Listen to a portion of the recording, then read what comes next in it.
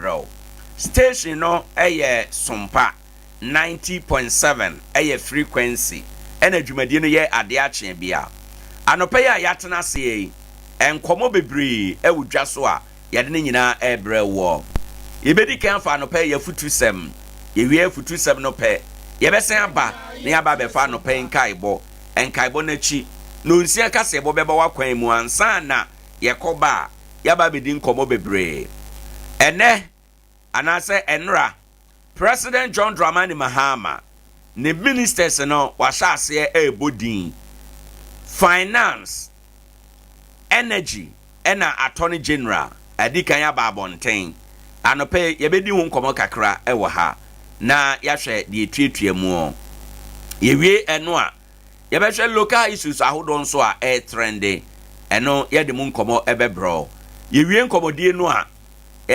abedwafo beba betena ase anope yebedi nkomo fiada anope bi adura unim nkomo a yedie ye de asem to bama so ye pensem mu ema ye dosuko ewo asem no emu ene dia ye de ba de echenkuri egitewu ende mesrew bomade ansa obetie bi dwumadi a ye de be live ewo Facebook Sompa 90.7 FM ena YouTube Sompa TV ahanso ewo ho ma yemfa asidama 21st clinic wo so yasene se yemfa dwumadi emrel 21st clinic ewo nkrabata dunum Ghana ha nyina na Nkoranza de no yewo children's park and chain yene Presby bank no edi animhwe wada Roma fa oyade nyina akọ honom Dr. Emostando enene dom ombesa oyade aha yenure de mawo no eye enuane nuro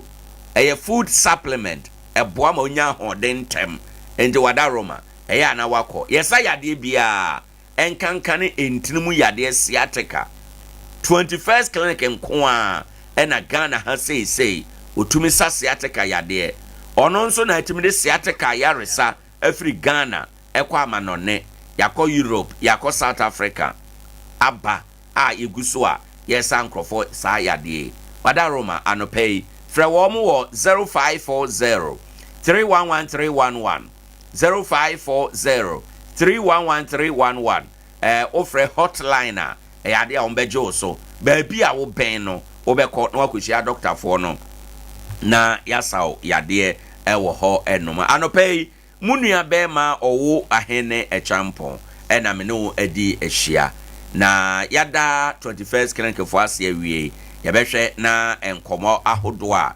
ewo edwa eso no yade ne nyina abrew baabi ayadri yemfa afutusem but just before afutusem no ebeba no mamenka wo say systematic press ena anopei obomichidom oye MCR adwuma ne nyina de mame ono no de ye ko Facebook ono no de ye ko Sompa TV ewo YouTube enti anopei di echi wo hoja wadwenkyere let's get interactive wonso nkomo ayebedi ensama ayebekan wadwenkyere ewo he eya akere wadwen efise wonso ka ho ebi woye ne saa ebetumi aboa papa ama yetumi akọ yenim ade akye ade bi akye a emunsem edoso anopenso ade ba akopɛ ena mepesa meka ede ekyerɛw na oti ase se abrabo a ye namui asetena ye timui ye wiase a yete ye kɔ na ye bɛn no yenim ɔkyena mu asɛm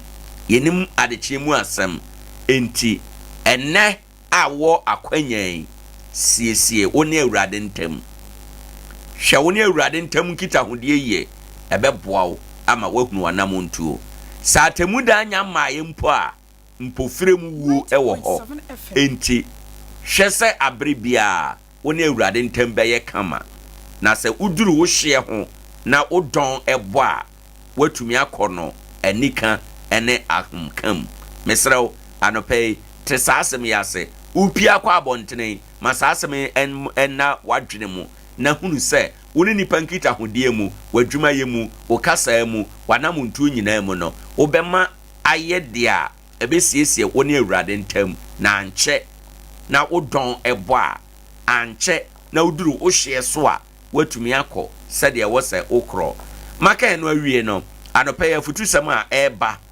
aye krado ene afutu sama mede eba no mato din say the Egyptians you see today you shall see them no more. Mizrim fo a uhunu won nei uhunu won biom eno ene yafutu sam abusuafo eye asema meka ye Bible mu asema asie eye abakosem ana abasema asi ewo Bible emu Israel fo koye nkoa ewo eye Mizrim asase so a ne eye Egypt emre bi duru ya na onyame pese wo mo san efiri Egypt eko eye Israel na Israel ana Mizrim hene empese wo mo ebekro enti no onya akwan esi so se okro no Egypt ohene ede nasrafo dom na ponko ne na te ase nam wo mo nyina 18 Israel for no wo mo koya ekwa akiri wo mo kodrum pempenso bi a Bible story a wonim wo mo drum pempenso bi a epo ene da wo mo animu yi epo kakrakai ye beye den na yetwa Mizrim fo nso na ebai yete wo mo nchen dadampo ye nkoa na ya dwen se ye dwane ene on beche ye dia ye wukura nkeye ena Israel fo shase wo mo esugu Moses so se o ma yetna hokra ye enkoa ena ye wu ye na osie ya asundwe mu a emfaso wo so chen se ene wama ye dwane na o mo ba beche ye kwan mu no na Moses kan sembi eno ene ye mafutu sama mede ma wo mo ne o kan sembi kire won se munye kom na munyina pintin na munhwe nkwaje a awurade de be kire mo ne na Mizrimfo mo hu won nei mu hu won biem 90.7 FM wei ene mafutu sem abrabo a ye boy asetena ye namui enema bebre aye Mizrim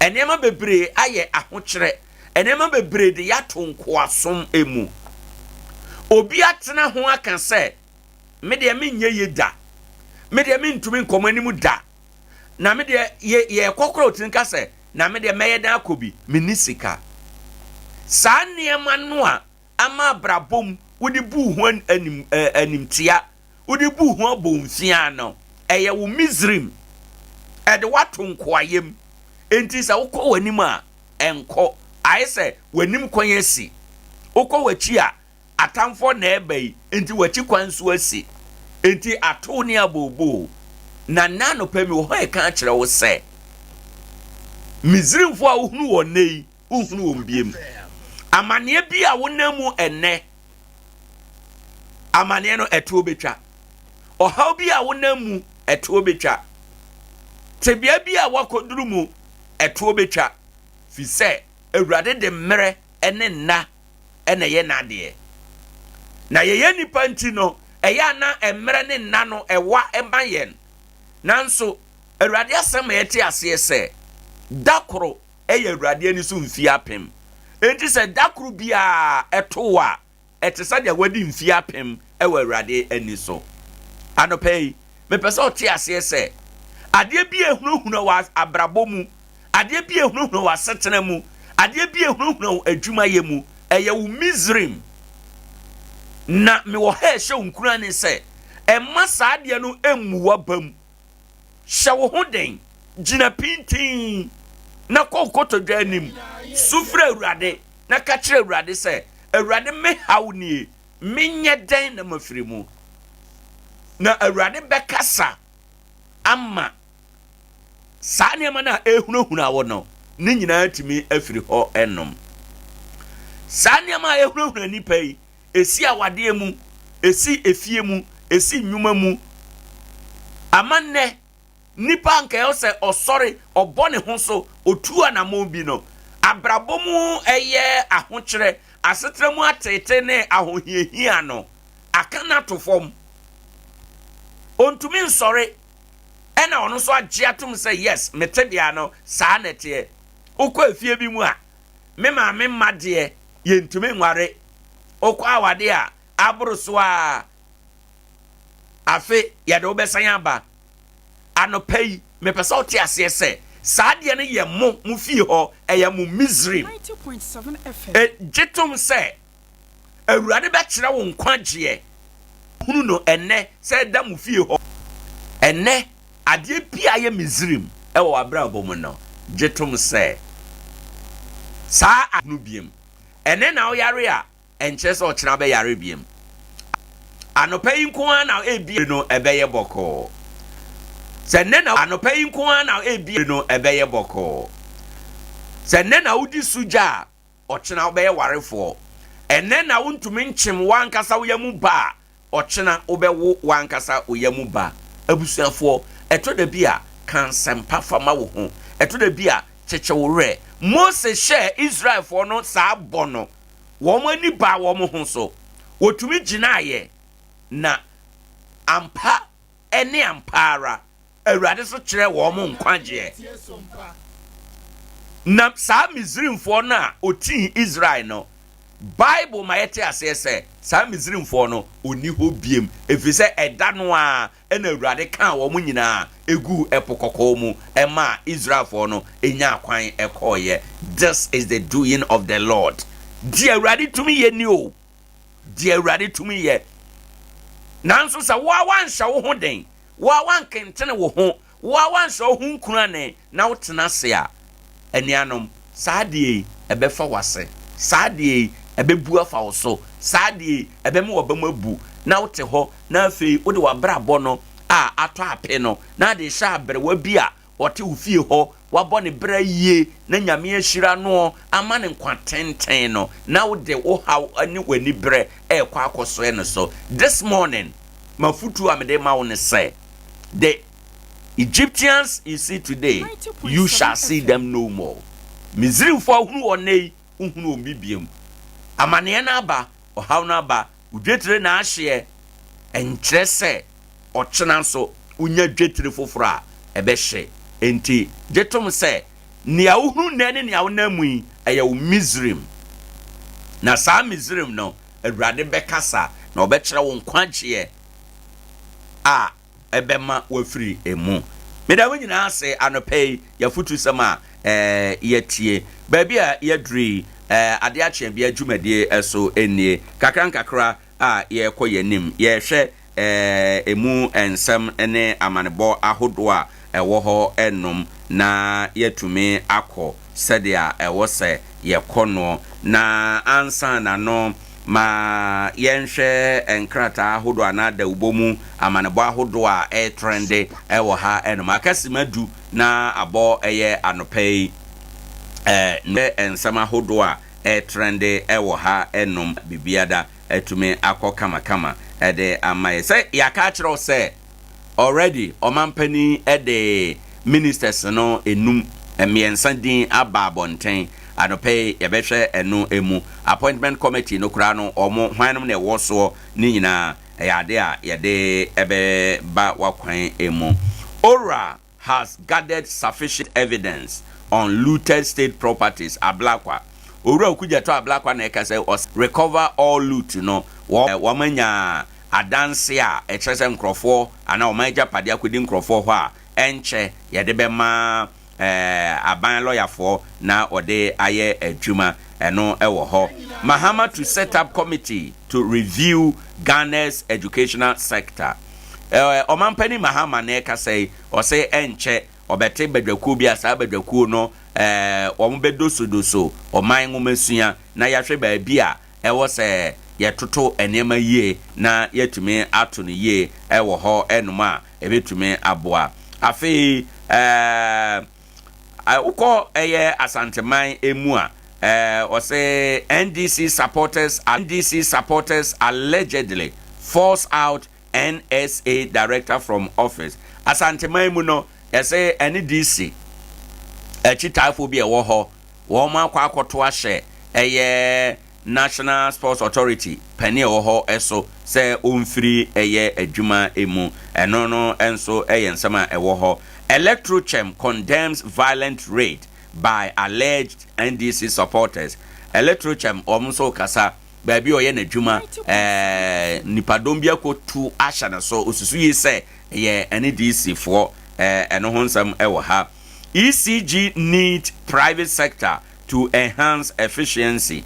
John Jinapo ɛna ɛkan ɔno na yɛabɔ ne din sɛ ɔmmɛyɛ soafo a ɔbɛhwɛ ɛyɛ anyinam ɛso ɛwɔ man emu nea waka no yɛbɛhwɛ emu nsɛm.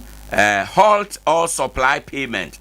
John Jinapo direct ECG ɛno nso ɛwɔ ha ɛnom.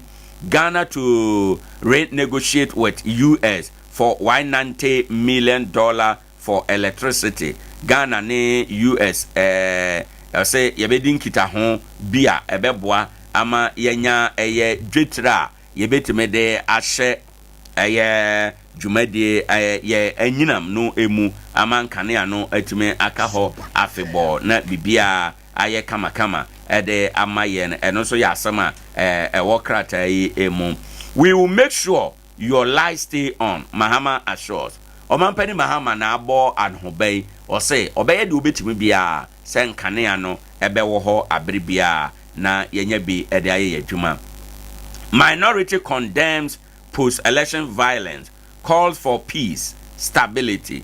Edom kuma no a ewom na hyebedwa mu no eyade a wo mo akasa etia se abato achi menteme ho ase no sorry ye no ne a waye adwense antwaye enye ne kwan so a ensese basa enti ye nyina adwobre yenhwema asondwe emra ewo ho enoma bibia ebetume aye kama anopei ede ama yen abusanfo ba bia yedri yemfa nkai bosem tiawa ye ba no nsia kasebo ebeto aso Sompa akasima ensia na abo anopei no nsia yente enkaibo semitew emfiri ho enom na yento aso enkaibo dia mede sha ase ye ayise eye nana kofi apaw ya wanya ne ba bi kro ote ase na efre nana apaw odi mfinhia aduoso enum na ye ho enkaibo enie ayi paso mpanimfo ye Apostle Jesse Acheampong,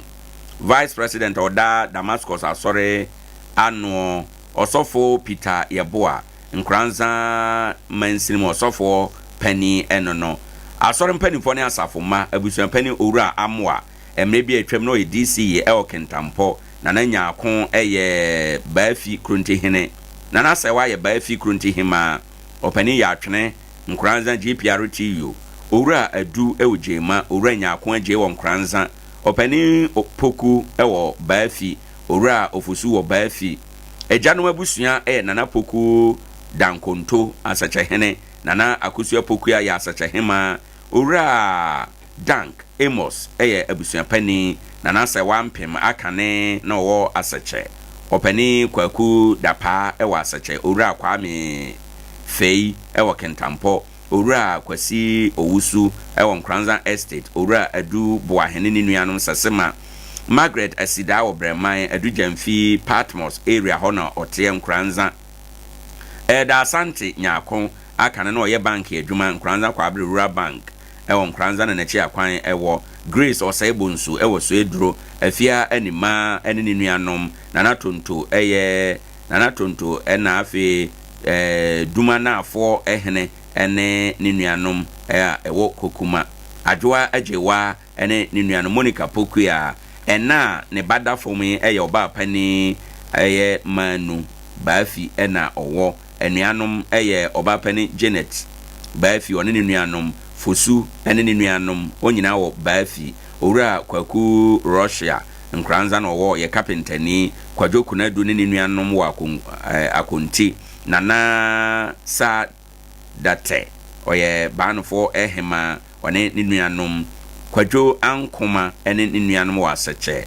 kwadwo munofie dodo na afre no corpora one ni nuanom asache ahenkan ni nuanom ewo bomene kwasi kuma ewo Germany Mary Badu ewo Techiman akosu asida wo yefre amakisiwa wo yefre Francis awotwe wo Kentampo akosu agenkwa oton adwene ewo Newtown Nkoranza one ni nuanom akuye nyameche ni nuanom ewo yefre sanso ena boahema epamade one ni nuanom owura apia ewo Chirehi Peter ene ne nuanom wo Baafi Kwame Sa akode ne nuanom wo Baanofo Edward Owusu Bempa ene ne nuanom wo Nkoranza Estate Prince ene ne nuanom wo Nkoranza Kwasi Owoahene ne nuanom wo Sasema afe Emma eye Kwabena Nyaako Apau USA Betty Abena Bafoa Apau USA Nana Apau Junior USA Nana Kokura eye Nana Ebura Ehene Hema Nana Ebura Hema Nana Kofi Nyame Nkoranza Akrafo Hene no one ne nuanom afi Kwadwo Nyaako dodana frɛ no Asantanso driver Nkoranza one ne nuanom Boama eye chechireni ewo Anglican Primary school mu ho one ne nuanom sanso na Abena Nyaako dodana frɛ no Sister Kate one ne nuanom ewo America Teresa Twene Boa Oton Bayre ewo Nkoranza Edwam one ne nuanom Kofi Samson ne nuanom wo Spain Nana Eric Boaten wo Nkoranza North Digital Assembly one electrician wo ho Owura Clement Efa eye carpenter ni Nkoranza sanso ena Kwaku Ampoma ewo Kwaku Ampoma ye frɛ no Guy Base Nkoranza Kofi Bafo ne nuanom wo Asuo so Yaw Roxen odi aburo hu dwa ewo Nkoranza one ne nuanom Kofi Ampoma ne nuanom ewo Spain Kwaku Amoaten Jema SHS headmaster one ne nuanom na eton brode ewo Nkoranza dwam afi Owura Kwasi Ewusu one ne nuanom wo Kentampo Owura Kofi Poku ewo Wenchi Sister Aisha ne nuanom wo Nkoranza Owura Eric Boaten wo Nkoranza North District Assembly ho enom ena eye Kofi Samson ene ni nuanom ewo Spain ofase enom eye Nana Wiafia Kenten USA Dr. Donyina Pau USA Amponsa Owura Amponsa won crying amo ewo ye free Madam amo o ye free Ewura Ampofo a Kumase Nana Adwa wo Techiman Akua se wa Kumase Kwabena Bafo wa Aseche one ni nuanom Bema ene ni nuanom Sunwane Dominic ne ni nuanom Kentampo David ne ni nuanom won crying Sister Hawa ne ni nuanom won Nkoranza ene abusua dodo no nyina anopai de wo ma reho kese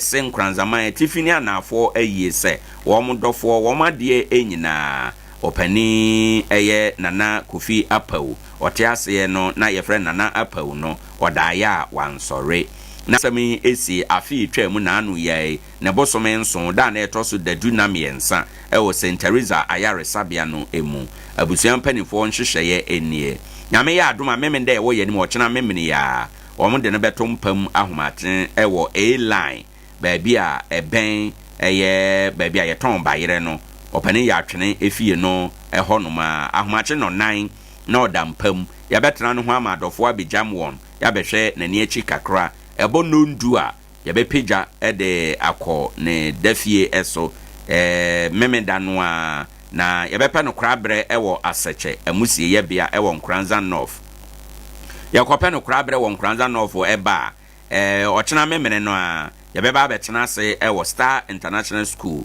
animu hɔ a ewo edwira kwan yi so awia prem to kopema nyumre no nsia na yede edisa adwuma no na afi nso no ne kwasi ada no yasan atoa so yebekɔ na ase esom anopa no efiri no nkono kopem du baako ewo Damascus asoro mu yeba eyi no hyehyɛ ya aka nyina ebesan atoa so nyame eya adoma sadia abusua ekyere mu no edwoada bosome da etoso eye dadu na miensa anopa no nwotwe na o matena se ofitia mu eye ayo eyi achi ntotoye ahwe sadia Nana Apau na ye esi ekroye na wagina so agya wahoho enyina ekwan oto nsa afre ye nyina se yemra na yemeboa wo no na de ade ato nani no enye ono a ena oyiye enkai boy Clement Efa ena abusua esoma no a ode ebaaye obi a ope wo ato entumnika enko Queen V ho enom Queen V se ne wo bo no ewo fom che obi ade na ewo papapa ubetumi afre no 0244361008 na no editwa Nana One Collection or say oye design ne customization enyuma nyina bi oton entade shirt no Lacoste ne t-shirt jeans trouser ne nika hodo eche ahodo ade bebo so na ama wahosiesie awie mu die office wear no ne ade bekọ aso ne ade bekọ programs ne ade bekọ adwuma ne nyina bi ewo ho o coat ahodo ma ne mema de ne abaso life wo mu socks ne niema etete sa oto ne nyina bi boxer single shoes ene ne ekeka ho face mask ne nyina akwa ubenya bi afi u t-shirt ade bekọ asore se ya asore de ne amode ye yie ana se mode di dwuma bia adwumakuo bia mu t-shirt nso collectioner obe customize nipa na wawo din ni mfoni na yemfa ntoma yede beye wa wote ase watade bi na apese ye twere odin gu akire ana yede bibi tom ma wa ebetuma ye ni nyina kama ede ama oto nsa afre se yemfa ye nema nyina emra ho na onye ho adwuma emma ye Nkoranza runabout no so oben NPP office ehwa no wo obetumi so afre no 053 266 3264 baby a wo man Ghana bia odo ne mama na obetumi ayo ama Tony Deco trend okaka wo se osiesie efie openti dan asore office ahodo wall stay ni nyina nti baby a wo bia hwenachi akwan o Nkoranza eye Alhaji Samokwan no so one city cottage ne die anim hwe nti bomode ana kɔ honom se be obetumi aboa frɛ no 0245 23210 wone no eni nkɔmɔ a ebetumi aboa na obi bia aye kama abusuafo yenyen ahoboa na yemfa nonsia kasebo emfa emro midin ede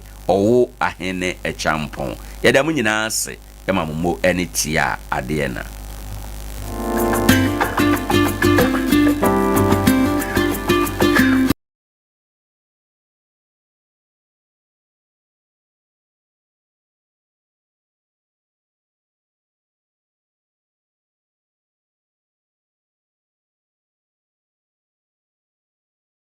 betumi agina so enya asem keto akora na John Dramani Mahama waba no vem waba se Ghana fo ho beto wo mo eno ti se dia mamra no echi bi na eja bi no akoye sententan no se da bi atentene ne ebeye adwuma wei ene afoforo bi ka ho ena me beda no kase na me bia som anopa no nsia ebrem osaya aboagi fosho eni medin yanye bre na yentie kase yi mu ensem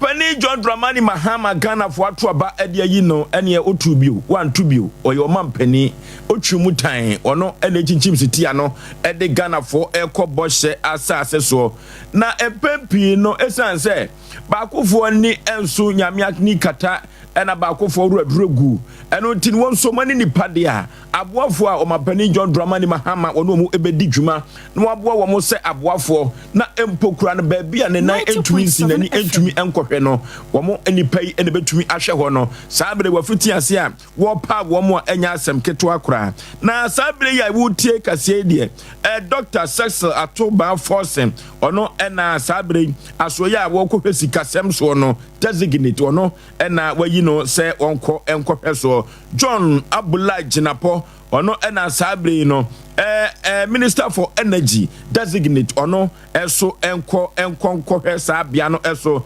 Dominic Akutiga Ayini ono so sabre Attorney General obehwesa atentene enso nyina ebeye adwuma yeko ne yekotie kwakora bofa so yomo. I have received on your behalf a message from the office of the President dated 9th January 2025. Sompa FM. And it reads, Right Honorable Speaker, nomination of ministers for parliamentary approval. In accordance with Article 78(1) of the Constitution of the Republic of Ghana, 1992, I hereby, on behalf of His Excellency John Mahama, submit for consideration and approval of Parliament the following nominees for ministerial appointments. 1. Dr. Cecil Otuba Forsen, MP, Minister Minister Designate, Ministry of Finance. 2. John Abdullahi Jinapo, MP, Minister Designate, Ministry of Energy. 3. Dr. Dominic Akuritinga Ayine, MP, Minister Designate, Attorney General and Ministry of Justice.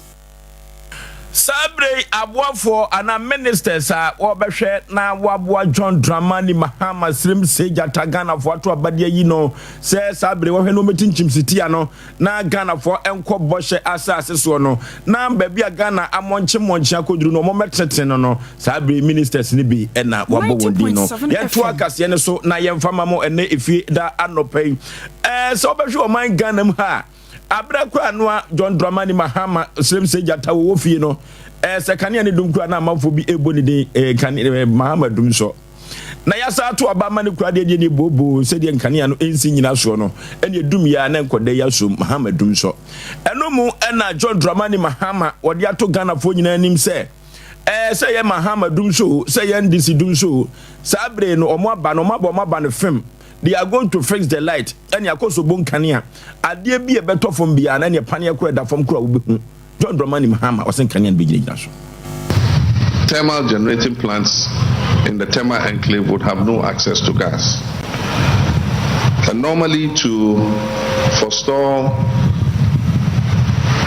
blackouts because of the loss of almost 2,000 megawatts of power, we have to make provision for fuel, and this is light crude oil, heavy fuel oil, and distillate fuel.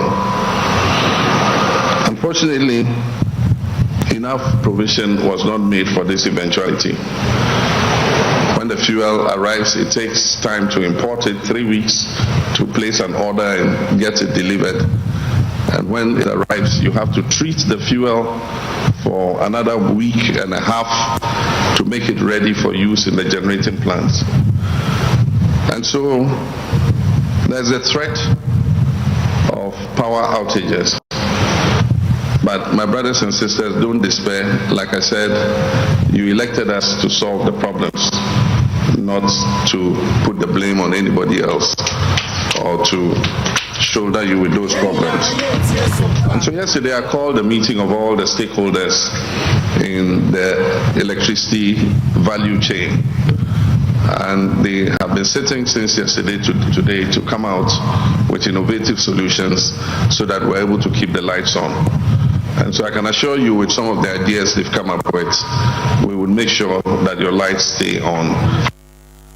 Amapani John Dramani Mahama wase waba memem eno ti se Ghana nkania no enye gina so a ekwa bi obefa so a ebe gina so na Ghana fo adehye ewo san wo mo na nkania so tumi aboa wo mo omudwumadi mo no na wafiti ase no yeto akase no so na yemfama mo John Dramani Mahama Slim Sejata obofo ne de ne nam ho apaso isan se ono na wa sabri Ghana fo ato aba ede yi no eno ti waba no so waba betoto na Ghana fa ne tampa ede afrade a na ne ne ontoto na sekura na sabri no wase atentene ebe ya adwuma so amanfo ne be ya adwuna wo men amanfo bi kwat mi gina ba bi ka se o men se wo sika emranchew na se wo dibre bi a emranchew eno mu eno mapani John Dramani Mahama se he santentan na wo de ba no ententan we achi obi a na wontentan no so okura bo okura na de toso ebeche no manches adaka ebeche no eno ti weti bi ade beto santentan no so bia ebeche no eno ti obehwe na tentrene aye adwuma wo man Ghana efrise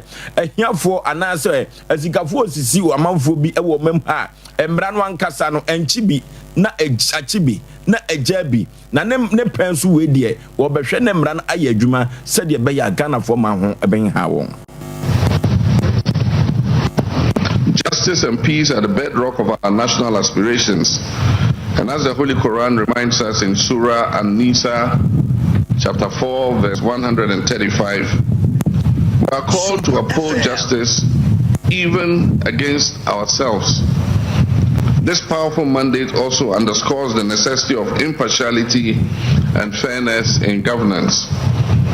Justice must always not only be done, but must be seen to be done and must be felt by all. Justice is a moral compass. Anuti Owoahene John Dramani Mahama was it Sabrino Obeshe na tentene atumi aye adwuma wo manganem ensade a nipa bone fo sem no esobete e wo mam na John Dramani Mahama said the medical cano obofo ne de ne nam ho apaso eno ti Owoahene na ni ambre pa sabre no mirika tente pa e na wode ko said the be ya Ghana fo benya ne mugidie na sabre na me ne wo ka sai wo se hwe asoafo a wo baba be pa wo mo no ene aduasia pa o sister wo na sister pe na wo ka se wo baba pa asoafo ministers no amanfo nkrata CBs wo mo de ababeto ano abeto no office no eche wo twi hunwi se ne papa ye ko campaign me na me fa ha me na me so ha chine na papa me na me truye aha no me na me kogina ye me na didi atam ha ye wi ni ye me na me dem abatwe ko obi wa ye wi ni ye enu ntime krata ni enu ti ha na me pe omo be state no CV ne so enu to obi a ba bi obi ape no enu odi ni fufuo ebo nti krata ni nyina gu no office wo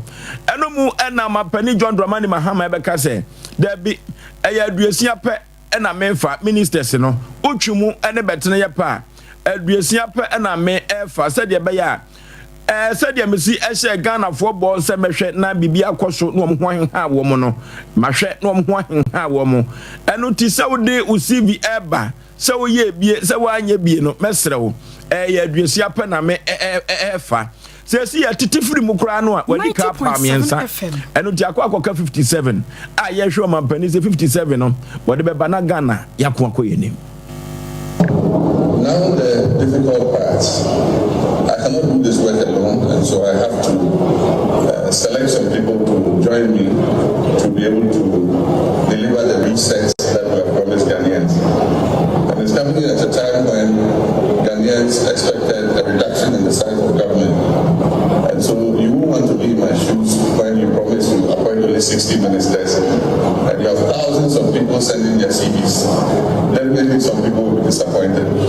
But it's not only by playing the John Dramani Mahama sabre was a 60 na mefa mayi miensa aka 57 enu tie hwe na Ghana akwa nim na minority emma wosukokro kwa manweko no mrahye badwafie ya Alexander Fenyo Markins na wo abra wo pagya nimu na wo kasa wo mrahye badwafie no na asem a wo ka nyina ne se 24 hour economy wa na aka ye na 24 hour economy no ne evuze obeya de nwanwazo bi na baba ya de bia ehu na Ghana fo bebo adwoso yo na ni wabo nsema ma ohia so ya de na wo hwe tot ministers here we ya bebe ko yi no empty no.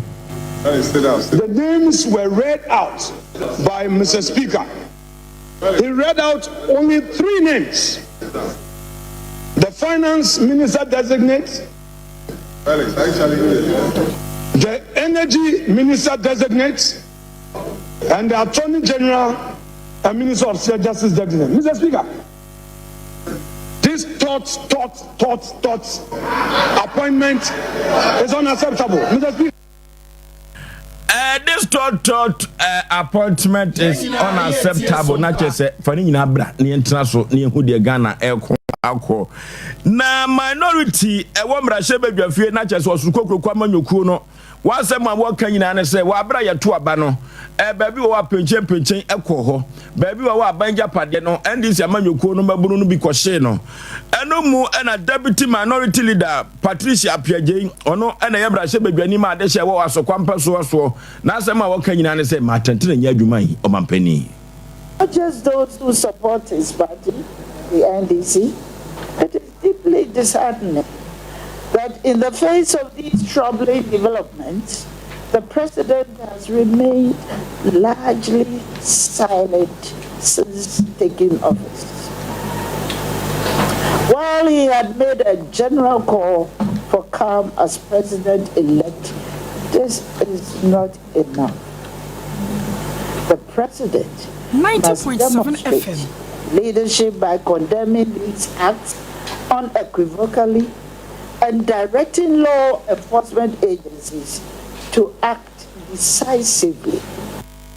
Deputy Minority Leader Mama Patricia Piaget Emrashebe Dwani ma de hia wo asokwampa so wo abra woni nsam trofo ehia ye no na wo dance mu nyina di se penche ene menteme ho ase bi ekọ enam so ema NDC amanyuko ema buru bi ekohyehe officer hodo no omonhwe ne mra etentrene enso enya adwuma se de omampani se atentrene ebe ye adwuma no na sabre ye ba kumase asante mantem kropo mu na wona duru ba bia Acheampong so anase ka wo hwe na wo register bo mo na ne nkrata bia ehuhia se rodu atini ade ni nyina na wo hwe so no DVLA na sabe DVLA fo no omo ne agba biem ni nyina ne se network yasem network sem no eno na eha wo mo pa na pani pa wo no ba santimantem a DVLA no da no Mr. Amos Abeka na se mo nyina se adwobrew achopa enya buapayo nimum network ne ha wo mo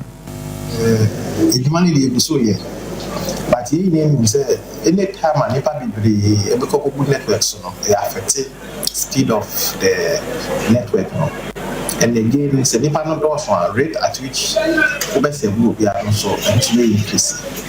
You know, that is what is affecting a but yes, of course the networks no I just look at but as long as we are a customer normally normal, that is okay. Yeah, I see. Just like if we use the results, no be able to check any day.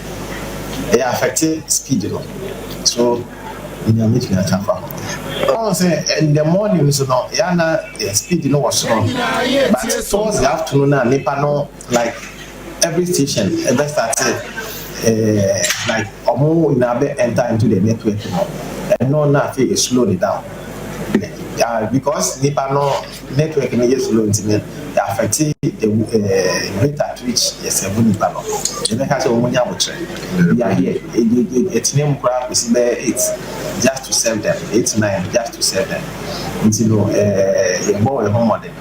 Whatever the challenges, no. And also behind the scenes now, Nepa.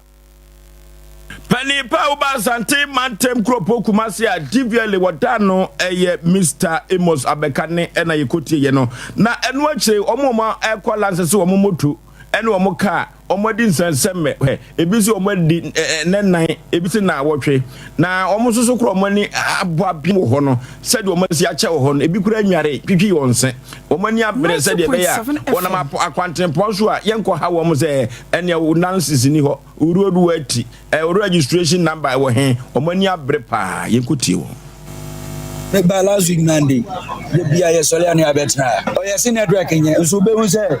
We ban what in a dear. Namen so me to Okram, I'm a Machamigo. I have seen a dragon, so no beer with a new appear, no agent, no plea, no agent, and come down, maybe be a Nordico. San, the BIA Soliano Abetra, Father, now and to which offense so, the Soliad, I'm going to remember Mebu, a Marco, and a position for Chimney. What I'm so, I mind my baby, even though that's no crowd, or my cover to cram, any and a shame but motor no dear, and my intimacy. Make us say, now, or my Faka, a boboya, Dracopa, no media sim, and you let now Nkoranza so police as a Yamakobo motor. What is it? And send a 2 million, Milas, maybe a minimum of your minimum matter, Nambia come on. What is the Solana Betra? We could add a motor back when we go to this area.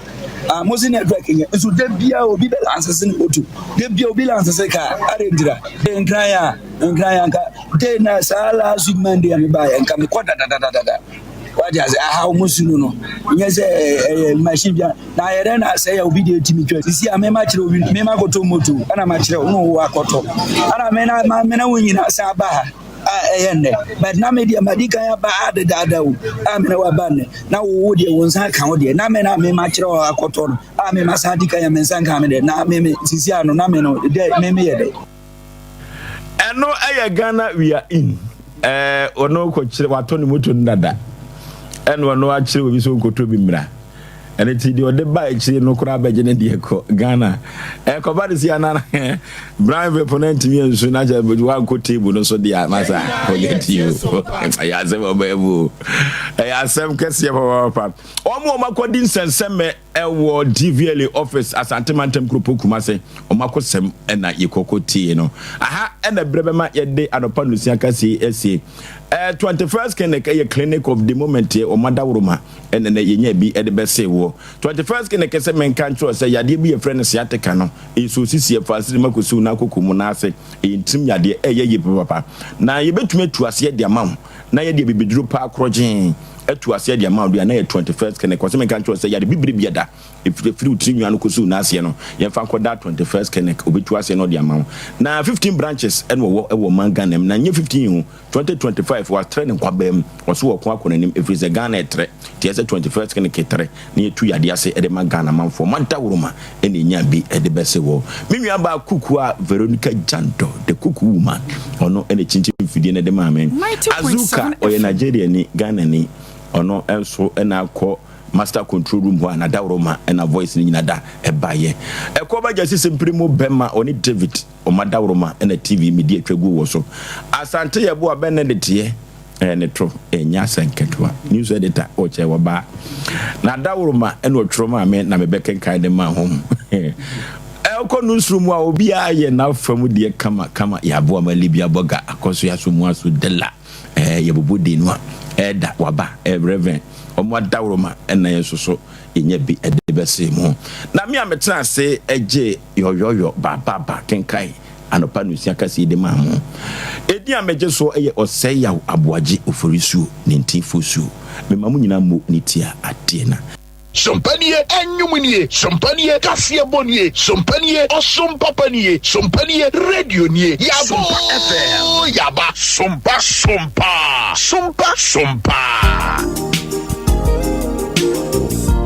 Na Adea na ya obeyi a oda forma so ne yafunu mu emunumuni. Oh Mr. Entry, also ya reya titi me benfie pi nanso ne yemu nyono da. Se me chew no ahodo amato a me hunu hwe a ebe ya nwanwa. Menyi ni se what also tamfo Haxa capsules any Haxa mixture yanum bom kotia also no bia ma no anom. Anka ne ho ato no dadaada. Also dro de eno ne Haxa capsules any Haxa mixture. Ankom ni nkyeremu. Also ye kura eto yefunu ene ensunumu. Etuma wo yefunu ekeka wa wogire wo ho a enye osa etumi ema wo ye cheko ebra wadidi awie so how eye osa de a kope Haxa capsules any Haxa mixture nanum bom na ho ebeto pedudu atu a ko Okanshi drug lane Kumasi Dani Herbal Takrade AA Mensa Anafre 02038228555 abefo abatan a woma won mofra no fo ene mofra woni mfie dumienu enka ho Haxa capsules and in a mixture.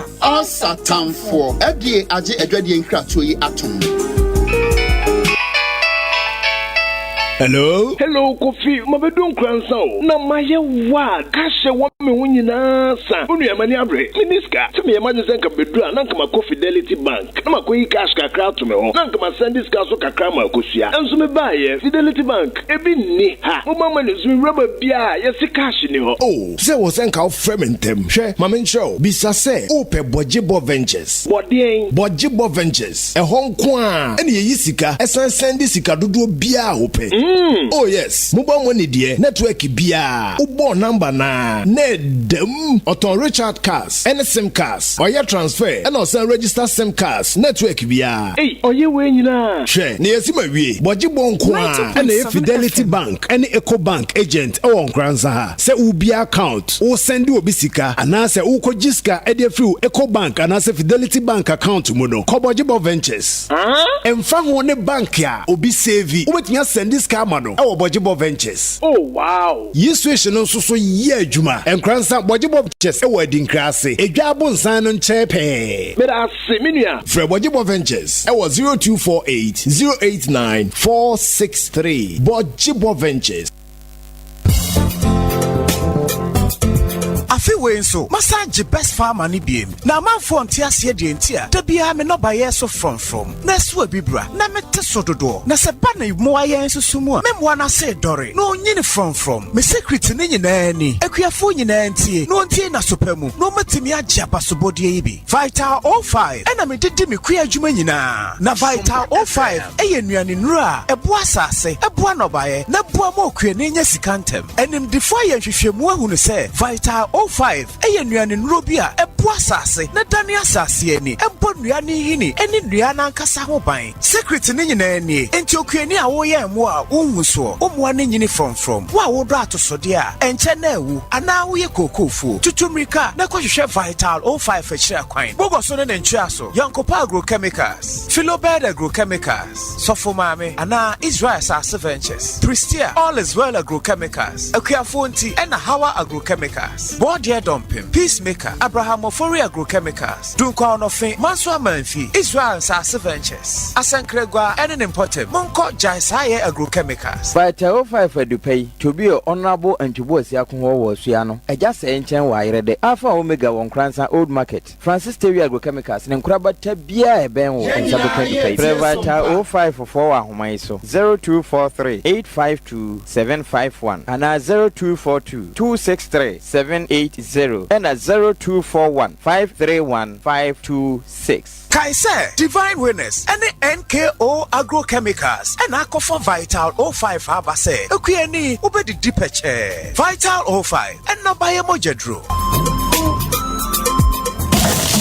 Mami adumei mesere wa beyi ni emesu anso asemi na ahya ase fifiri gui ahwe ebi mpo bebobo enti sika kakra wo fa koye eho niema ani bebre se hwe ebi mpo se go ka ni mo an atekwa ne hene na bro sana ase wo no na mehunu se store bi ho na me bowura ho eniema ni na da yo fi niema ni bi ka ho ana me pacho da bi oba pa eniema ekrokro ni wa me kofri yi emum Atiko Home Stores eniema no bu afunti ena ma sika no to ne dodo mu Atiko Home Store omo niema efe dodo se ofa niema papa enu nti obi a wo pe fridge double decker top and deep freezer ice chest ya can main size bia electrical iron microwave washing machine blender kettle rice cooker standing and ceiling fan modern digital flat screen television see every 32 inches copem size bia wopeno na provisions e fasa gari shito emo anwa local drinks e minerals any energy drinks bia foreign drinks e wine whiskey irish cream vodka any dia keka ho washing powder any semene bia di dwade sande siniema shampoo papa e free brochi so abusu ho home appliances any provisions bia de wo benya bi ho Atiko store akofa solo machines bia ba water ne fofofo me kire motor blue ya mo de bomochi spray ntosi cashew nut abrobe mango kube cocoa anka any mfudie bia akuani wudua no machine ya wo de spray no ne bo efukra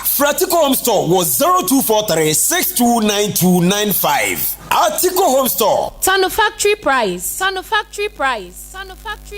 ehwehwemu mapa abeda di se wuyi yade bi te se diabetes ene mojabroso efiri ho a saa yare ye didi so yi yare a ha Ghana fo adwen pa sisi yade ayamtim ena koko yare a se bawo so a woni anika ene anije wa brabom na 3A co capsules no ya heda to ye bo ase ene ya yese sa wonum aduro no a koko na fifiri wo yam afifiri wo herefa ebeyi di afiri ho menim sabre baabi a wo ya wo chemenka ena menim onipa bi a koko ha no ena menim baabi a koko no adi wakoduru anika samo hinta samo sabre ya wo temenkan medema wo se edin no 3A co capsules ya koko master mesra utie na sha no nso baabia ya wo Ghana ha sei no gia number yi na frɛ yen 0546 107 107 0546 107 107 0546 107 107 3A co capsules adroyi ye koko master yi mu amu watachiman ene ne mpata mu ofo mani nkyere efa fodwo ena afen so Gordon amankwa ho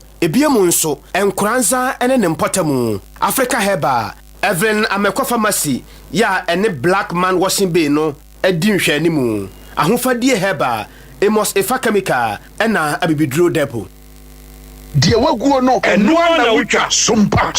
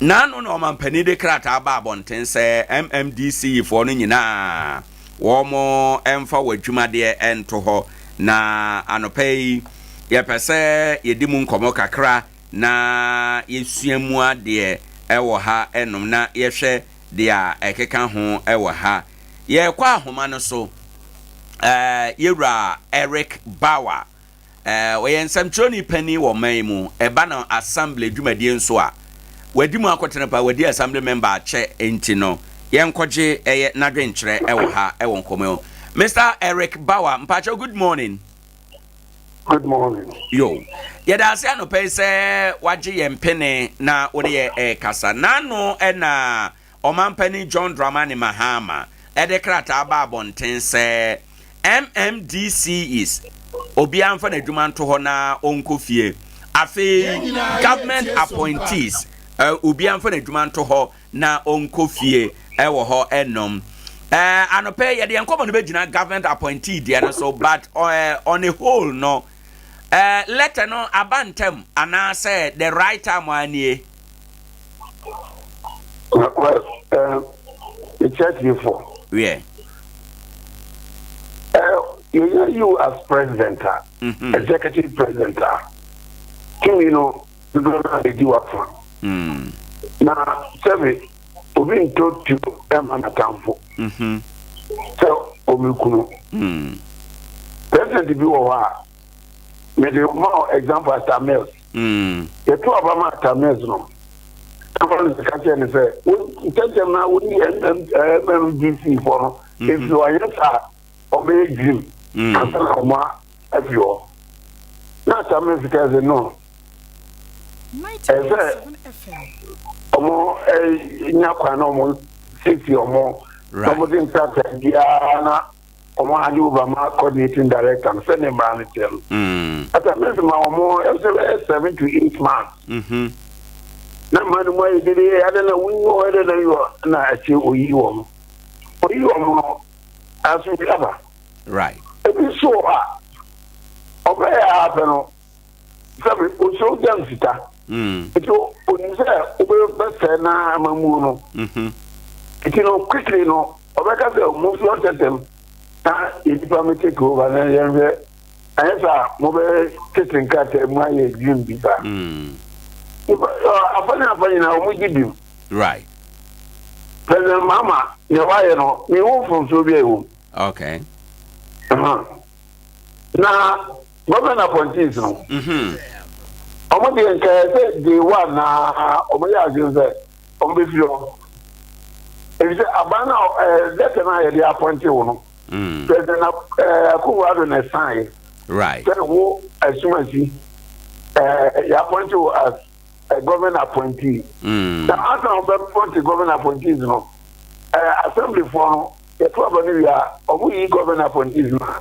Ebi ayinfo traditional council wo nipa baako ebi say party ni fa na moko boa asemu afo na ya to aba mo na omumu na yemumu just no ehun bra it is o ye to aba mama na straight away wo government appointee a wo ti wo no e so nya age o kra ma o kan tire wata right e so nya age se wo no ejini ejuma ono ntini yejuma so the program be about Nkoranza here now the government appointee as all things that but the essence of government appointee is 1/3 aine it is a term of 90 30 government appointee na 30 no omo otuni ebize adedu ona se abano kura person ye na se the abana ana asem ne person ye na se the two voter appointee no straight away no MP no or 30 down right asana 50 no obako kan wansem abana ba foforo na se 30 ne da ho ya so mo be se na mamu se mo right enti bibi te se Nkoranza yeto assembly aba mrebi ye de ka achi nanti ama sesei ye de no ye daso a ewo atwene yemu se afi na ye ba beto foforo no let away no applicable to them for government appointees in a woman betimi aka say so MP na yet 2 times no that's all we say as far as government appointees were PTI about you within the for about over 2 months. Government appointees they won't stable sir. Okay. Now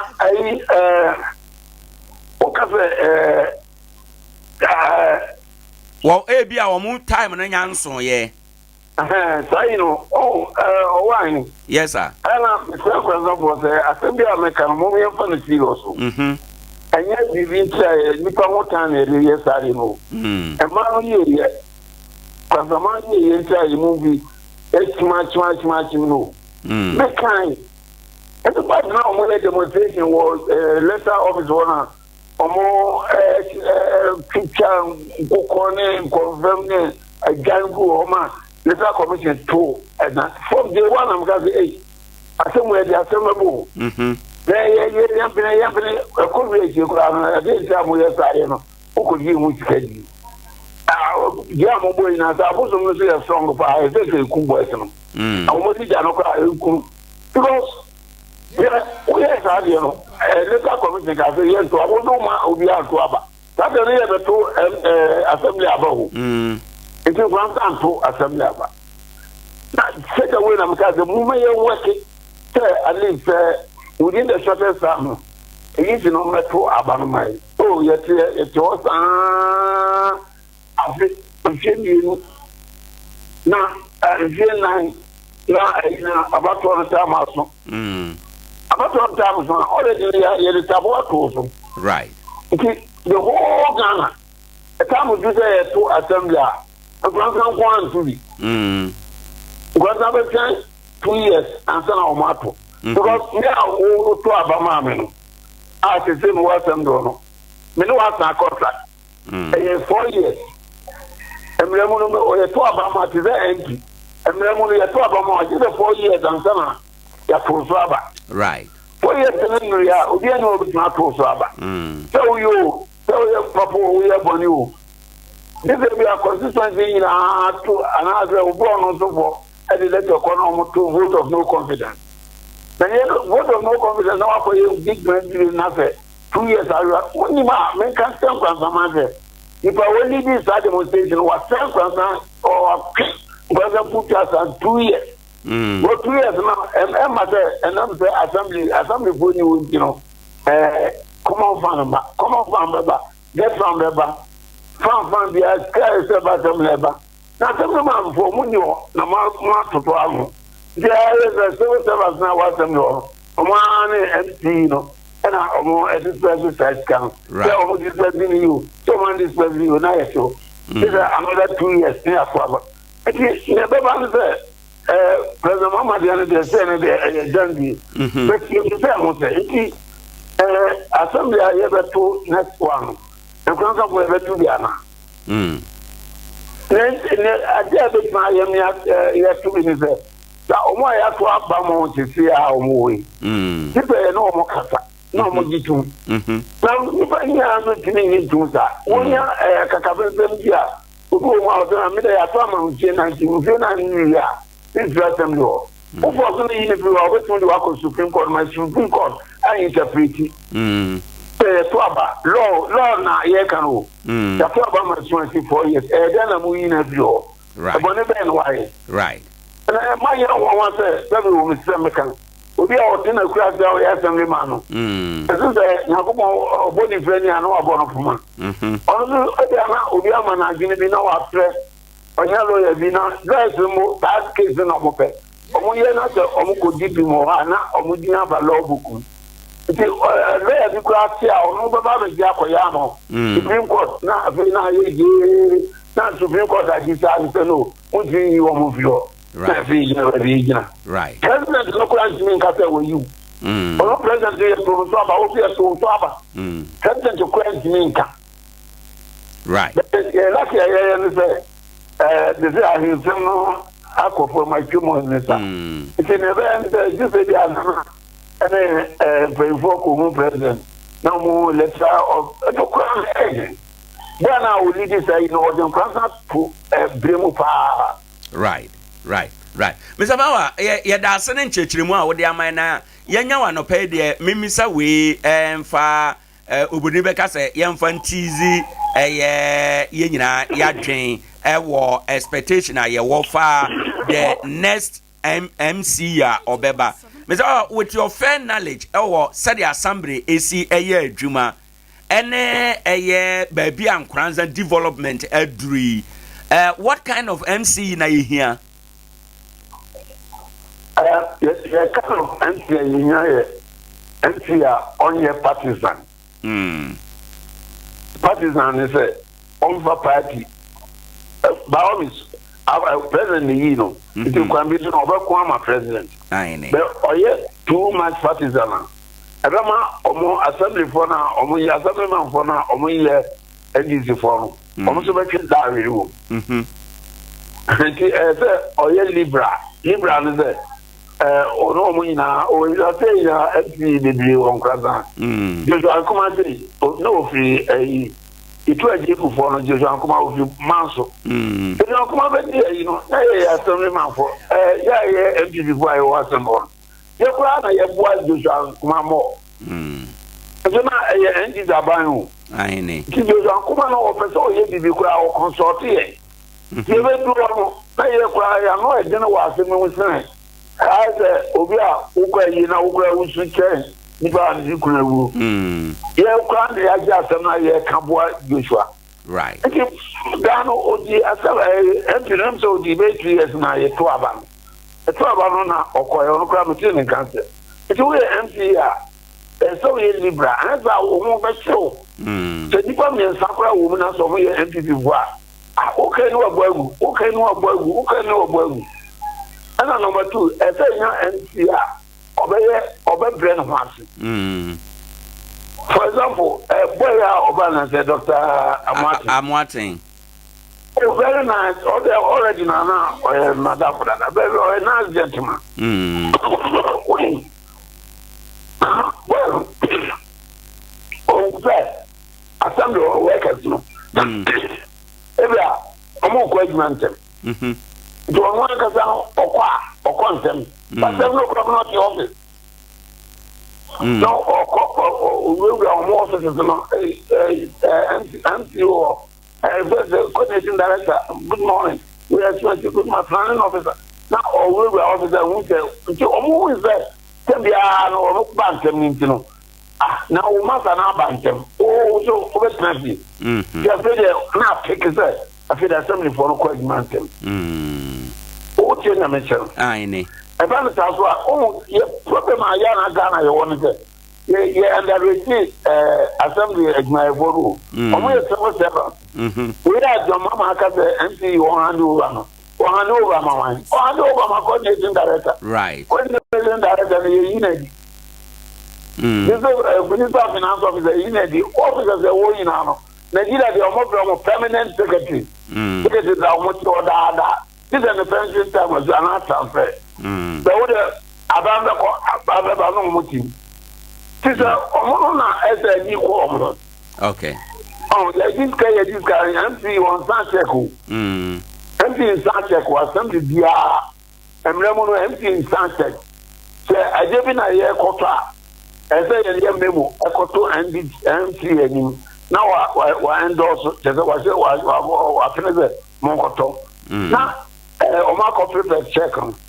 Now, check on coordinating director, no assign. Ministerial Finance officer, no assign. No, Marco is Canada, now, what is Canama? I check Nama Nibako. Right. It is MC, no, yes, standing officer. But they're saying MC and they need down. Yes, when you don't cruise at the windy, maybe air conditioning. Sorry, I'm not in bed, I tell you, I'm not to pick up on the Namu graphic grass. Now, the MC share. Temporary job, a temporary. There's no problem. Now come down. Mabuna will come. No, now plan for them. Now, problem. I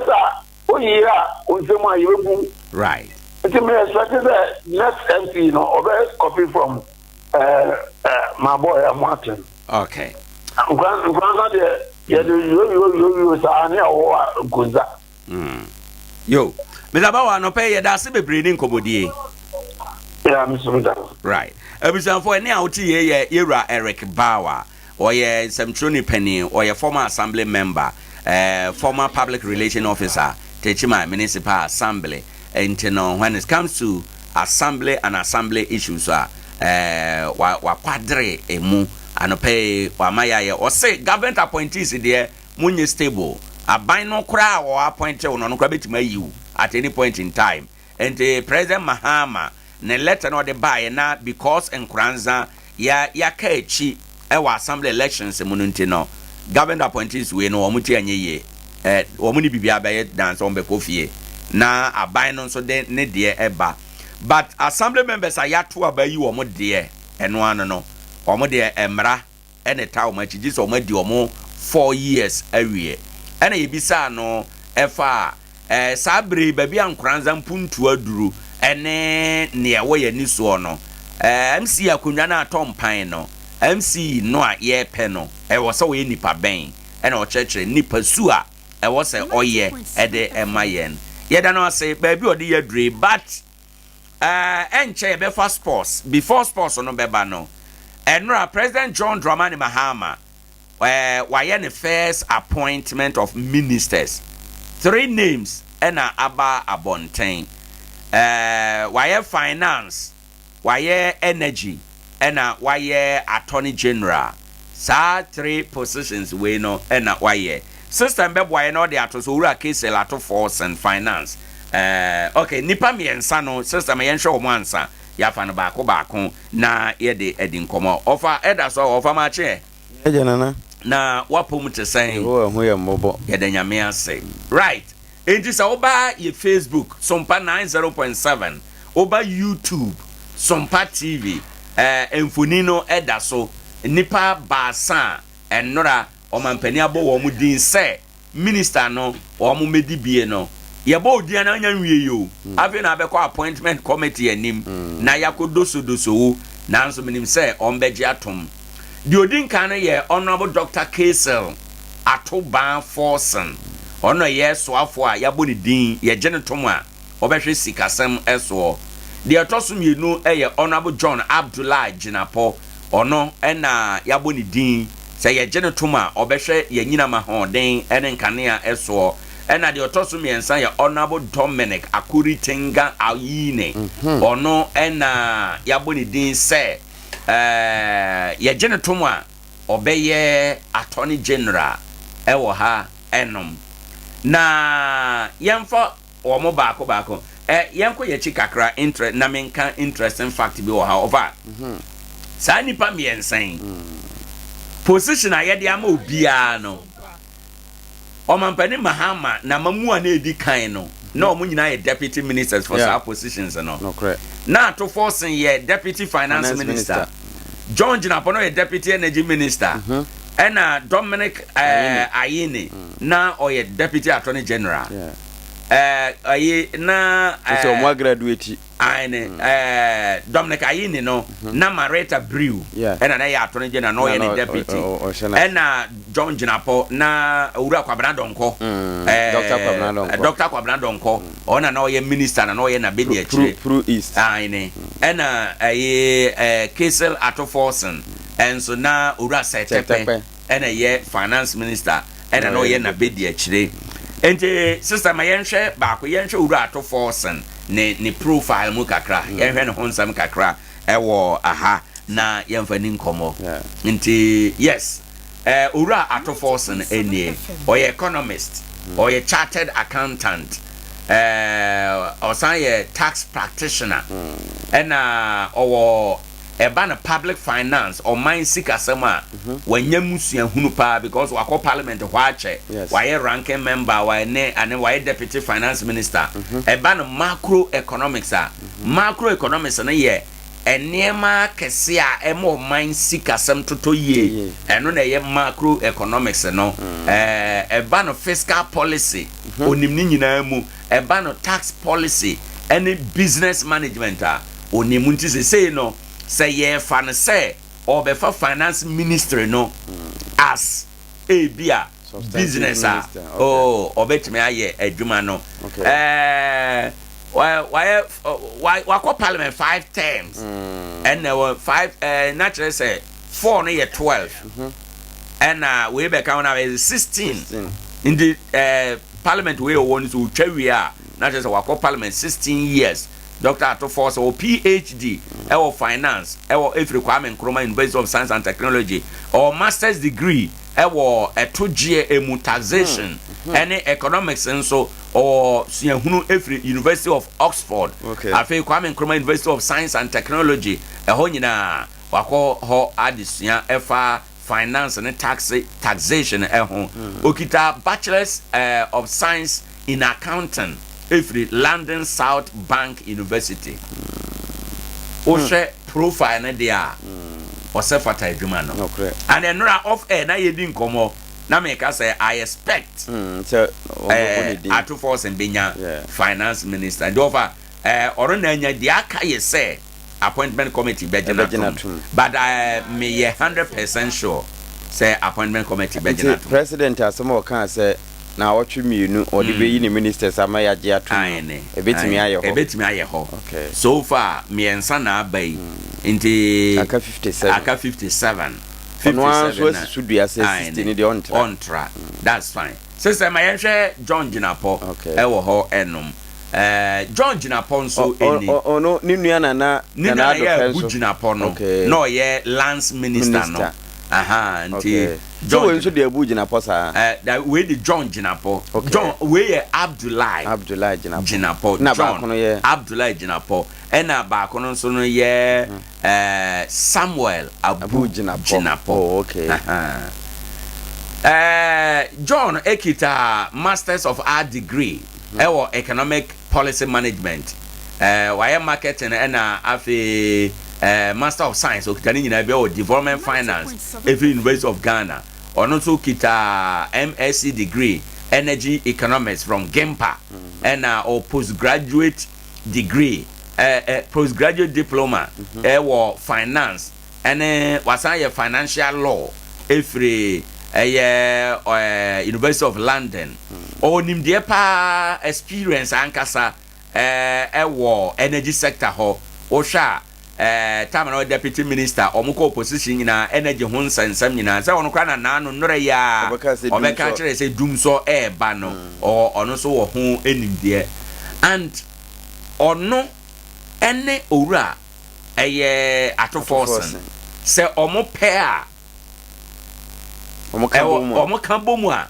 wo say ye energy sector no ejina if you say ba no finance energy minister no ankasa will be and on the finance minister so na be ye adwuma as far as say ye dinimde no ba wo na ade ho sika no be ba e betime aba nti ono nso no more or less no qualify for the position na yabo ni din no na obetime aye adwuma no sister my yenhwe the last person yes Dr. Ayine ni Dr. Dominic Akuritinga Ayine and underline that name Akuritinga a senior lawyer why adwuma be mfie aduasa 30 wa practice law okay on say binuma senior law a lawyer for no mo fa ya adwuma no we dey wasua enso na so ye adwuma 30 years afi why deputy attorney general pen na Ayini and partners law officers no ne dia o chamber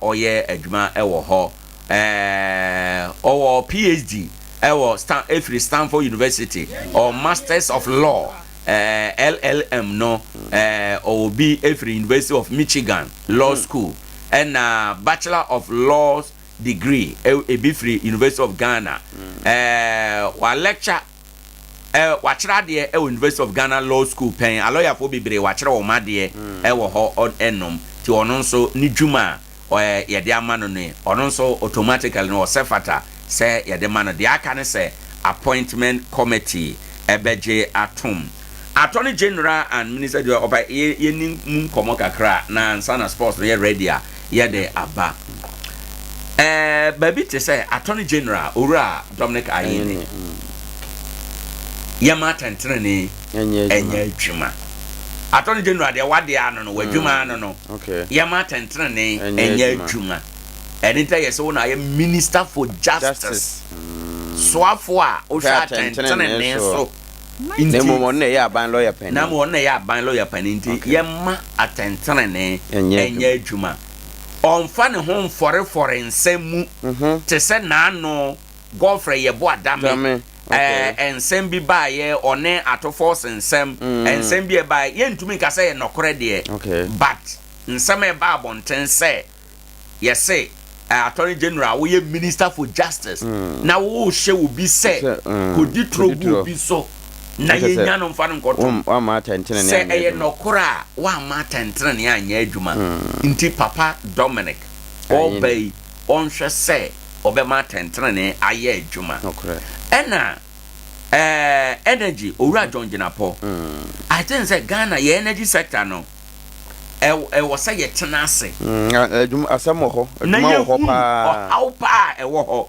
e was say we need to understand the challenges are e what the energy sector ye hunu challenges no wi a na in fact ansan kra e be hunu challenges na what the energy sector no e was say a thorough audit I say ye audit kopa eno na be ma ye hunu challenges no na ye hunu challenges na ya anu muaya ya de besi anu oni yanim ma yenye saade no say ye de akwanya no mana oni yanim sa national forum ne sa forum omso mbe no oni yanim ma the energy sector no yenye audit ye hunu ye how na yenhunu kwan a how na ewo ho no yebetimi aso ano ena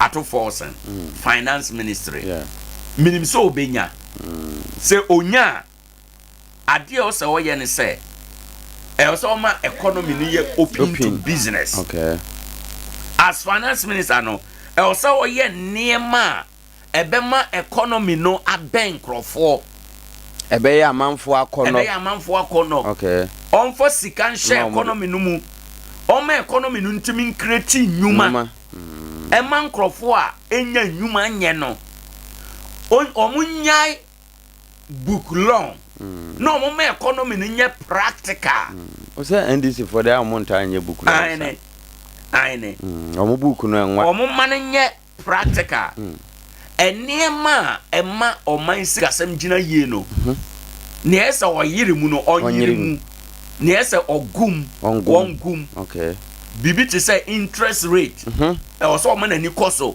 wakobo bosia buy down no e buy down e duru ba bi a obo nya besia ne ya na ye problem o me mo ba no e ba na esi besia no ne e wo no ya na e wo soro dodo wo betua wie no na wo naka duoni na chese watua sika no kra beye mohombi no owura to forsen se onya finance minister na onhwe se ye the Bank of Ghana monetary policy na beye adwuma nanso ye nhwe se between policy na Bank of Ghana de be ma banks no obema emu agwo na ye ntemamufo no ye ko bank na ye ko bobesen a bank for no so timi dia mayen nea ewo form so timi ye neema wenum a obema na dwuma ye aye successful inflation yesika sem nso be gina kwanya inflation ekro neema bo se de yetoto neema mu ye ya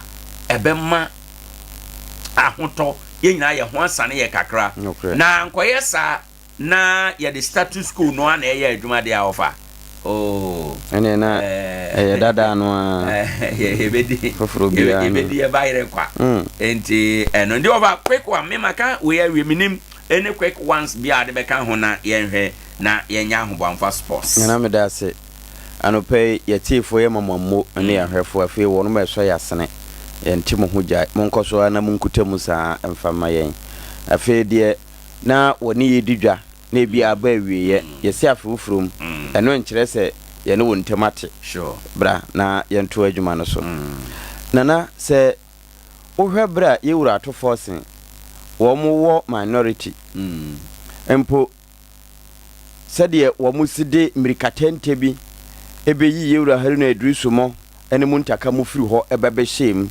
saa biritia na na ɛwɔ hɔ sɛdeɛ ɔmo yiri ɔmo ho bɔ adwuma tɛfrɛ adwuma bi petere ɛma ewie enkunimudie timi yɛ kyiniyɛ dia no sɛ wɔmo tena ase asese nneɛma yie paa na yɛde tenene ne nokora yɛ adwuma sɛ tie bia botae a wɔmo ni abere sɛ wɔmo de Ghana bɛkɔ no yɛbɛtumi aduru ho na yɛwura atofo se sisi ya wɔno yɛ majority leader yi a yɛabɔ ne din sɛ wɔbɛyɛ minister designate finance no yɛgye ne tumu a sɛne ɔde majority deɛ no bɛto okay da akɔ baabi foforɔ papa no adeɛ baako ɛno yɛnya ne nteyɛ yɛnya ne nteyɛ ɛnyɛ confirmed ɛyɛ nteteyɛ na yɛnya huhu a yɛte ne sɛ Mahama Ayarega ɛbɛyɛ majority leader na Kwaku Reket Hagan obey deputy majority leader. Mahama Ayarega ye Boko Central MP. Cape Coast South MP Kwaku Reket Hagan obey deputy. Bolgatanga Central MP Honorable Isaac Adongo on a Beche Finance Committee or Parliament. Oh, okay. And a Busa North MP James Agaga also be Beche Defense Committee or Parliament. We ye near yet by confirmed. Sam Jata George won't count. So far, Nedia Mama potential appointment visa yet yet it is a Tamale South MP Haruna Idris Ubeye Defense Minister. Oh, okay. Elembele MP, Honorable Amakufi Boa, Minister for Lands and Natural Resources. We the ayetete and confirmed. Adakulu MP, Honorable Kwame Agoja, Obey Roads and Highways. Okay. Banda MP, Ahmed Ibrahim, Minister for Local Government and Decentralization and Rural Development. Okay. And also Sana yetete. Bia West. Honorable Richard Acheampong, Deputy Minister Finance. Busa South MP Clement Apak. Yet it is a Deputy Minister Education. Okay. Pusiga MP Honorable Ladi Ayi Ayamba. Ononso ono enobe Gender Deputy Minister Gender and Social Protection. Where they are yet from Parliament. It is a banisa and also a home biano no. Okay, over yanko yanim. Nana. Nti list ya abano we trade direct. Aine. Ana mampeni so akase. And in fact miensa ministers miensa ekuta o mine no. Ini Attorney General. Energy and finance. Ministry miensa ekuta all the ministries ni nyina eni. Eno krepa. Nti sa big 3 ye jiwo mutumu a saafo na yebobo mudi ni nyina nso no ye beka se omo won sa homa no ho dada nti de aka ne se ombeyiri wo mutammu pa na adwuma no wo mbo no ombe me na pi yaba ne sa Ghana fo ebenya esomfa so na mehwe omo credentials no nso a kama ye se sa 3 ya bai ebia ni ho ne okọ school Ghana nko a na school na wo mo kọ wa ma no ne nso no enye mfachire school suapon no eye fie suapon right na wo hwe meka se set wo munya free ho no nso a emu edu nye obi a netimi nya ne saa nti se wo mo hwe set re so na adwuma wo mo ye di nya set no e de ye adwuma ma Ghana ye da ye na na obi asem bi se wa bene wo business mu nti e wo se ye sika sem no wotimi di ye business e ma ye akono ma amanfo nso ebema eyeye na ekoba na saade a yewura atofo sen bra no wo mo mra se badwa fie ho a ne ye bo finance minister tiri so ya sono mba no be kan ho se yenyino yewura ka no furiata no wonya adwuma ne Ghana fo mfa o ma no meka se yenyino abra obetimi ayo right say dey ato aba wie say after election no campaign di aka ye adwuma enye kasa nti wonuma yabo ndin pa ya yebo ne se appointment committee no nso ebeji wo matum na adwuma be sha ase ntem esanse yesika no e wo se yenya de okwa akohwe right ama ne matimi akọ afi energy no nso no hubu a ebo Ghana fo nyina mediema mepemba yi mepe bi ni nyina ye se wo mo se mama abai de du nso beba esan say ono na ne penso no edi kan ba ya na ye de ye nchia enti ehɔ no nso no wo mommoma saa hubua na eda Ghana fo so no emfiri hɔ na ni nyina echi no defense no ehɔ hia papa na no ya mampani so ya yehu se Burkina president ya odi ku na aba tuo hye no ho na oba begina ye mampani anim oba nso no se de ne guard ani abre no wo motetare no a ye mpese mframa kora befa wo montem na nso eduru ye de so no a na okuta tuo kura no na kama ye se security bia nhyeda eni ho a boban nti security papa no mane nimre eda se bo appointment committee be wo mato na wo mo be koyi afi na ye kofa na anu asem bi e de akotwetwetwe mampani si 2 weeks wodi na so afo nyina ama yaje wo matum nti wo mo beji atum no nso no wo mo nya adwuma na ebeso Ghana fo okay over me da bebre tip off ayekrado yenko emra me de akua kon bancha ma jamfi me carver atanso ye mentan di me de eye afi 7 beba na afi mi wi amakọ na fancy di Maria e de amano ne nsem ni na no enso atimi e de aba classico hun sensem ene said ye nyoma no enso besi ko ye ko weekends games ahoro a ebe baso amorin mo enzo maresca mo ana slot mo hun sensem ni na no o de ebra latest e o Barcelona akachiri na no fancy beba na afi watimi di ni na no enso atimi e de abra me so me wura mo Kumase asante kotoko aso ye meko hasofo kakache meko mediama Ghana Football Association na fei Bechem United mu nano meko makachi na fei nsem no metimi enso ede abro ntu ha ene yantina ne yamfa dwumade ni nano enso emfa nsomo yen starting nsem no emfa free games a ekoso enso Ghana Premier League ni baako a na ese ba so antimi amaso na ye Bechem United game a na so okọ na for ne Baseke Holy Stars kobo ewa nyina sisa game no enso antimi amaso Bechem United for no a me bo voice bibri ye kire wa na mpanifo bi kire mu se omotwere command mpanifo na emnim se antimi antentam no enna sesei no omatimi ate points no e de free me the points a so me de ma Baseke no antimi e de amom na after some year deduction from Bechem points no me addition to Baseke Holy Stars no saying as say league table no and City after match week 16 ayenko na fi yentimi ammo boss say no Heart of Lions any di kan after 16 games no or no and so 30 points second no Bebiani Gold Stars or so after 16 games no 30 points Nations FC eto so third or no so 29 points ubenya team efe no Hasselfolk waba ababeto so 4 or no so 28 points ubenya Asante Kotoko or no so to so FIFA 28 points ya Asante Kotoko no any Hasselfolk mu na no and points one goal difference and one goal different na team our friend has that Kotoko so Bechem United ye 10 points now waba ababenya 26 points or no and so that 6 position 7th no mediama or no and so 26 so benya FC Sematesa or no so to so 8 or 21 points Baseke enya 3 points no waba Abatoso 9th with 21 points. Brekum Chelsea Etoso 10th with 19 points. When Vision 11th with 19 points. Adriana Toso 12th with 17 points. Young Apostles Toso 13th and so with 17 points. And have Dreams FC Etoso 14th with 16 points. So Atamantoso 15th or also 15 points. Now Kawela United 14th. Yeah, Toso 16, 17th. You know, Accra Lions or no else what 13 points. The Chatwa Legon Cities or also 11 points. We a league table after match week 16 points. I tell free amount for them any other amount for the home ama insakraye about league table no so any enya toase and so tima chechiremu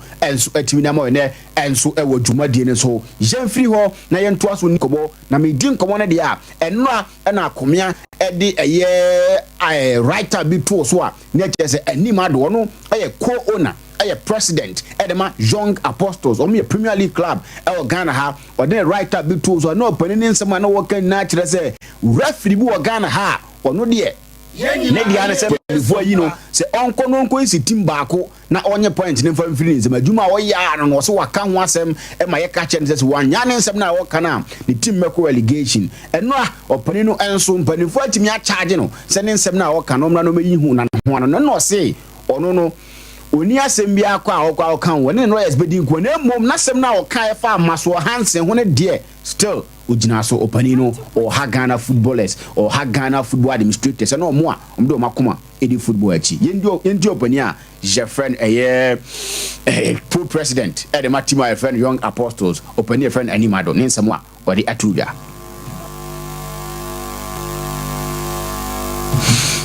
na yendi komo ye repo na afi ye animado voice no enso atimi aba be ka ho na afi atimi edi komo no enso atimi edi afri ho na menko takwa na menim komo otakwa na medim komo otakwa dia andi kumi former player de makumasi asante kotoko boku no opane no the experience ne call tima ye fa ne takwa ankane nim se okwa koboa amomo enso goal scoring problems ni na enso atimi afri no call no se no ma ensheda emfa ne sa ne no andi kumeje ebre na odin komo for life attack home. Oh, Mitmack say yes. Mitmack say yes. I mean, to me, I hate it, but there's football. It can turn around at any time. So go and buy. I mean, can say adaptation. My friend said it was change of environment. Me buy and ask my buy Arrington getting tea. My form over I'm not cost so now, but for me, but now no. Me say everything is picking up. No, ending kumin samo ade tu just so kwa na me say adaptation issue kakra e me say ya no ayare kakra na ne form na ba na e form no aba na e form no ka ho bi e na ma say no ma no enso entimi nkoyi emfa ma na sa no bo he no watimi atoto no ma na afi bibia no enso atimi adadadi ne no ene ebucha na say media ma season at say e me say ya Heart of Lions mo ne babia ni Gold Stars mo ya start season no ne more opportunity more chance so betimi ada soro ho mo media ma ne account mo count na den na asia emi say mu truly teams yi by 5.6 points na say and Andy Kumi at the two ja oh short points the other first no short points na media makura na I think it's 5 or 6 and anything and we have our standing matches but unto me believe say our standing matches to me boy to be anka first the other first and second and oh short points the other first no short points na media makura na and no I Andy Kumi na o say odin komo the social point difference na I'm say and said that nya ibia na emo mo meto akoso na o makonkoden na o matimi abo mo moden ama say so me catch up na Ghana Premier League no mo enso atimi age no o mo enso atimi age na bibia no enso atimi atoto to din o hware no nsem Andy Kumi enso ade tu dwa me de ho nsem no ade eto anim ye firi wona afie nkowe say nimado voice na enso atimi ay ready a je be ko na afie kwa kotie nimado a o chechire mu say sa ne nsem na wo kan ye ne de ogina so say owura fa na maso Hansen ne de emi say wono no ye friend say o me ye adwuma mfama ye teams ni bi no no de still ne nsem na wo ka no eno ana wo ka bro wa ave fiti no ise ma si sin bebre ya ni fiti no ko fi ka ko unduda we try to have cancer unduda we do o just no true boss ka everything oboka na refi ese ono de o be say de o yini na fa no na munim se ni pa kwa e wo akoma na de e bo no na ye ko ka o se ma yenka en gafia aba no e na ka mo de ero na mo se ye charge me de me me royal papa ko kasa mbes na kasa bi back evidence no wo ma yini na ni so maka and I'll stand by this evidence no so yen ya yefi de e see wakala was match ni yeah the same house you see a United now to yeah sama yes I'm sorry manema and sa yeah sama no aye opani a friend anim ado na o tese wo den sam e tudu asese yen sore na yen sesane o ma wo Ghana football ni media yen ya semwa because nsemo a e kokoso no ma to dwa Lions den nsemo ba ni mado den nsemo ba kiresem se no ma yeshada nsisi yie ntino se yen sore na yen sesane o ma de em se eno aye ya sema eno na nsemo opani a friend anim ado o ye co-owner e president e de ma young apostles no de sans nsem no enso atimi atudwa ne ye bobia ma won so waso enso atimi ate yenko akra so kakache na yendi nkomo pani a jefe ne delali anku adiama MD e de matima efe na akra haso folk na nse de makoyi pa e de makra so go league no so a omoda 4-5 senya ne ma ekoyi enso de mo 28 point no mo ne no say munyanto boase fans no na wo de mu hwe munyanto boasema players munyanto boasema coaches munyanto boasema omom di team nanim na se season ba na wie amatimi aka nsema maka no mugidi say nyoma ekoyi e de matimi refer na ye Accra House of Folk Delali edin communi say. Listen, look at where we are in the league, right? Give people time. Give the whole team time. Give everyone time to sort of get the right things in place, and we'll see what happens. But again, let's look at the whole table and see how we are going and what's happening. Always. I can put it this way, we are House of Folk. We're not going to just wake up and say we'll finish third or no.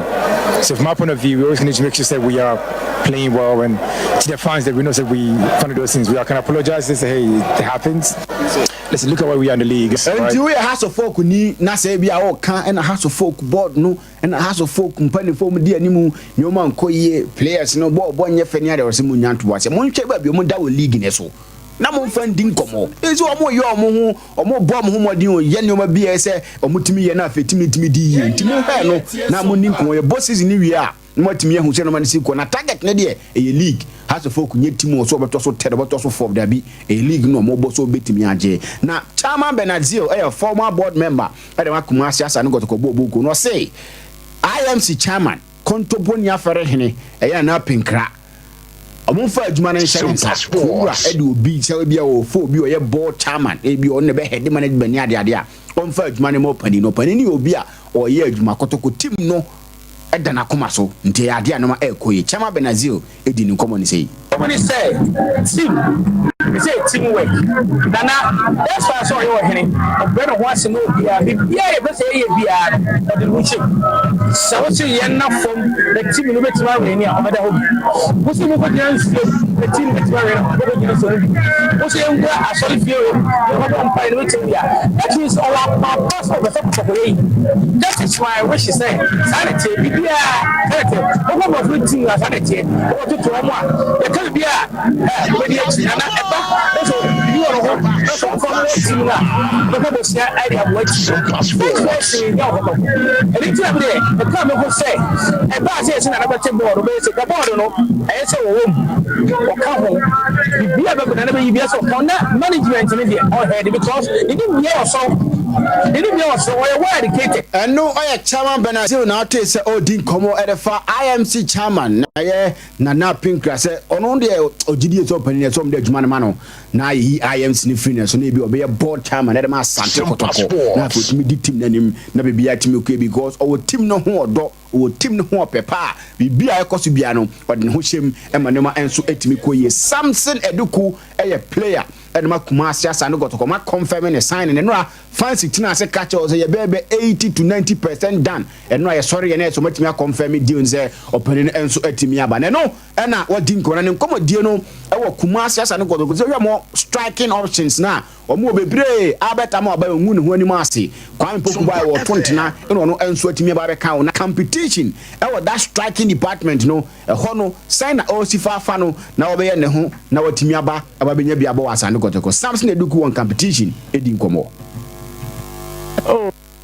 The mechanic said before me team no that remember myself and got up on me follow team I better more I do not be because as a striker there so one by man strikers every day I say every match be on the day I'm going to do my and I come so why be that and I'm so and so we are very happy for them because this is a wow movie and was going to win. Samson Eduku say one month movie and also to me into one banu say obenyanto boase abompa ya ma Albert Amoa Kwame Poku players ahoro si akarmas and got go ni na no oba bompa so atimi da momo na bibia atimi akọ na say kotoko target ne so omo G league no what the then ever come makotoko you be awie no matimi agi no say league ne de you be awie say fans ne support you omo na bibia akọ you be league na awie no maji